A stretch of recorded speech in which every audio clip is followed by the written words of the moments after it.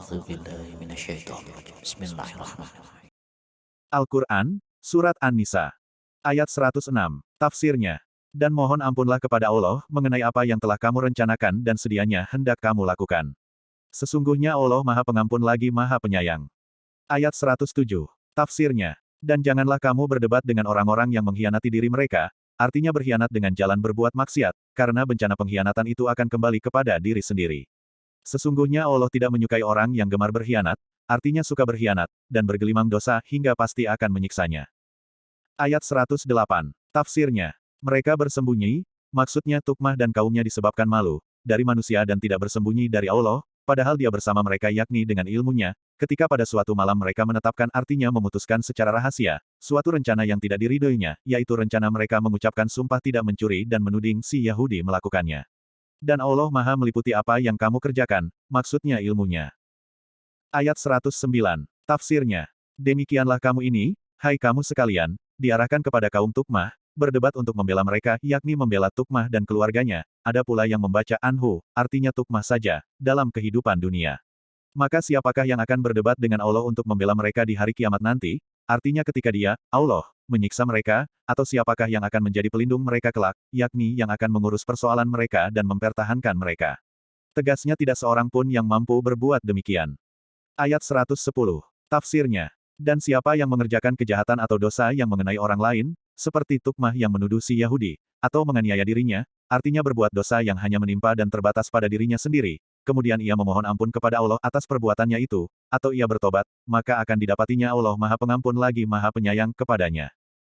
Ayat 111. Tafsirnya. Siapa yang berbuat dosa, maka sesungguhnya ia mengerjakannya untuk kerugian dirinya sendiri, karena bencananya akan menimpa dirinya dan bukan diri orang lain.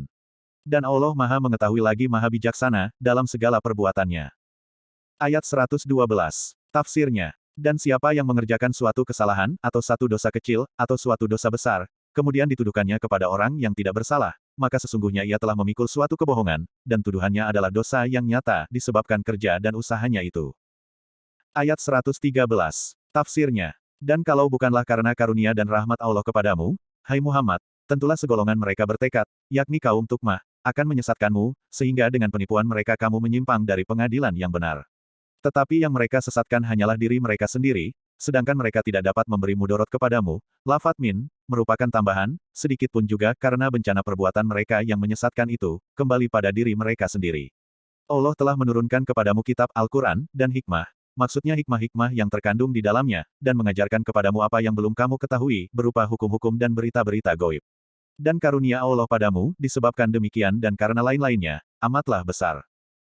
Ayat 114. Tafsirnya. Tidak ada kebaikan pada kebanyakan bisikan-bisikan mereka, artinya bisikan-bisikan manusia dan apa yang mereka percakapkan, kecuali bisikan orang yang menyuruh mengeluarkan sedekah atau melakukan perbuatan baik atau kebaikan atau mengadakan perdamaian di antara manusia.